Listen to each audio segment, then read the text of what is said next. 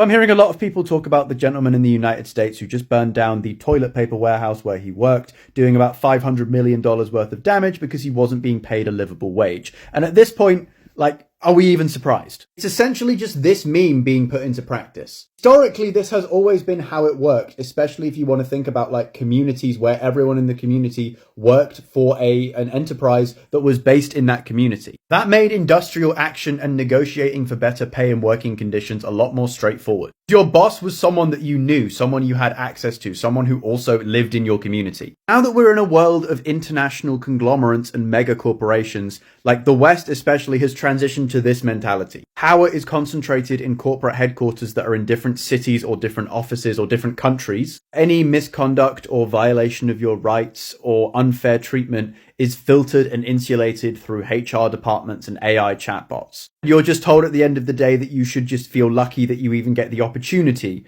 to absolutely exhaust yourself for a disproportionate amount of compensation. Speak to someone who does a job like this, and a lot of people do jobs like this. They will tell you that it's not very well paid and they probably don't get treated very nicely. The executives of this company are making an enormous amount of money off the back of their work, especially a country like the United States, where corporations and the establishment essentially work together to suppress striking and industrial action by workers.